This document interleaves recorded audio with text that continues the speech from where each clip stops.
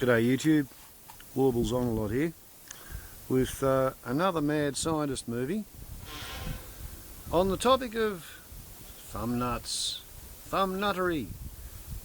I've spent about a month on them now. I've finished 15 of them. You might say I've perfected the process and brought it to the stage where you could describe it as a fine art. And apart from the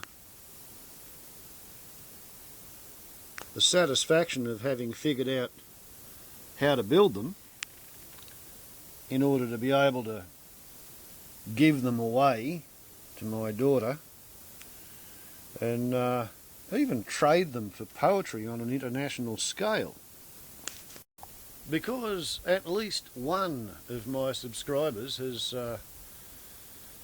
left a message on the comment thread indicating that they would be prepared to purchase a thumb nut, I'm faced with the conundrum of trying to figure out what price Thumbnuttery.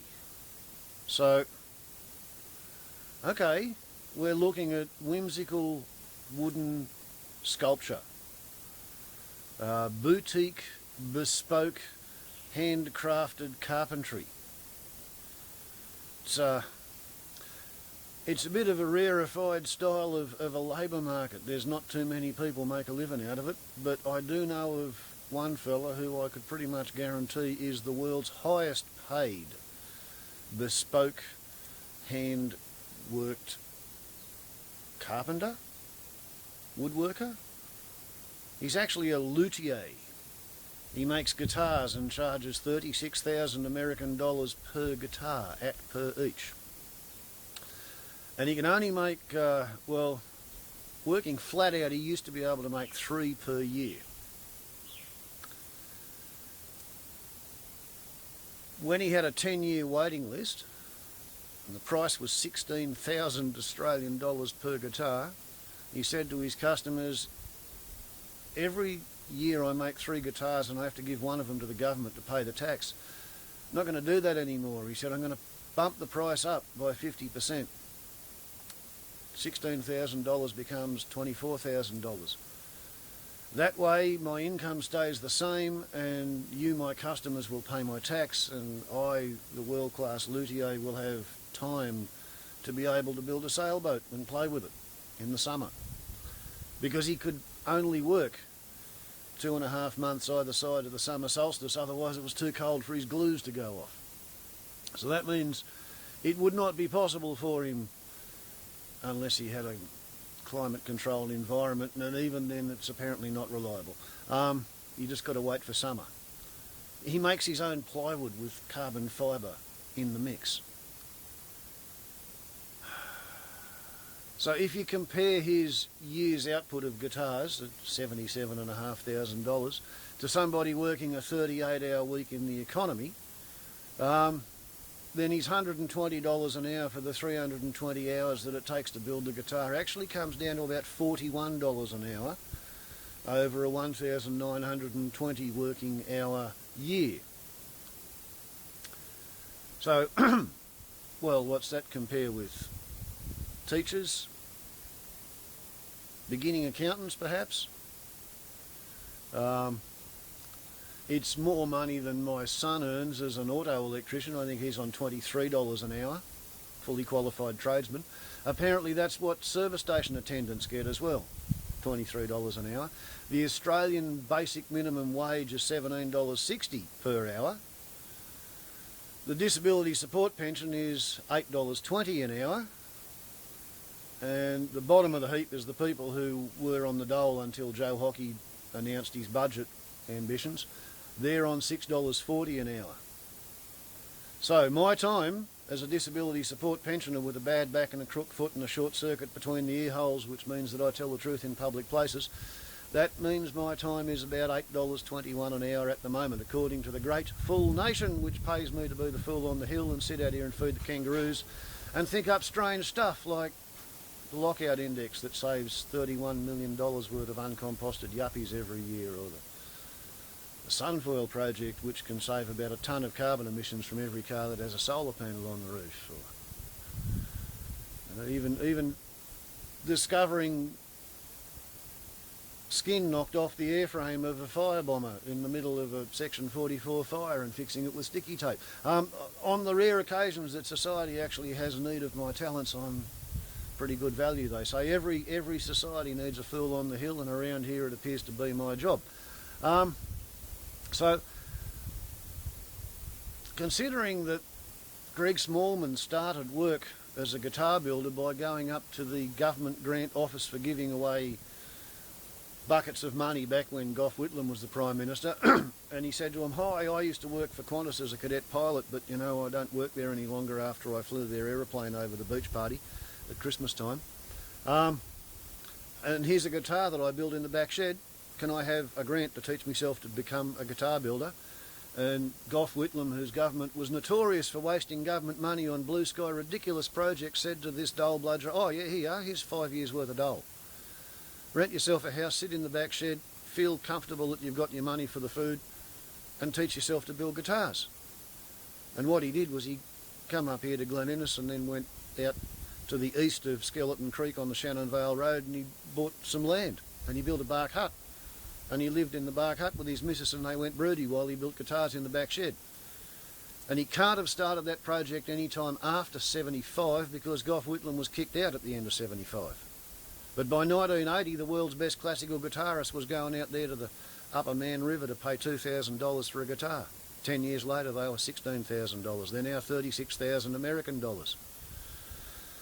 So you can start off on the dole doing handcrafted bespoke boutique woodwork, and you can wind up at top dollar. So I think if I was to have a go at making one of these things for money, you're looking at 7 minutes to do the drawing on the wood. So I do them in batches of 2 or 3 or 5 or 7 or whatever. Then you're looking at 30 minutes after that 7 to drill and saw the wood. 2 hours with rasps to carve the wood. 1 hour with sandpaper to finish it, and then 2 coats of epoxy to give it a suitable level of shininess. So there's 4 hours worth of labour in them, and what seems to be happening is the more I make, the more practice I have, the more fiddly and finicky I am. So it's taking the same amount of time, but the finish is better.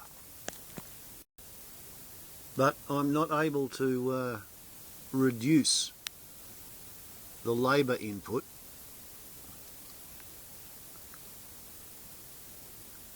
So we'll take that as given. And the strange thing is, it takes the same amount of time to make a straight wing thumb nut as it takes to make a twisted wing turbo thumb nut. It's probably something to do with the fact that you have to cut away roughly the same amount of wood with exactly the same amount of precision, whether you're making a turbo thumb nut or a straight wing thumb nut. And I'll be really honest with you, I haven't made a gentleman's thumb nut for a couple of weeks, so I can't say with any actual precision whether I can make a gentleman's thumb nut inside the 4 hours. But I think there's probably likely to be more female customers than males. And anyway, I do have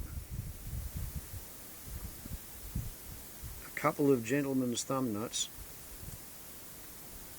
already planned on this piece of timber.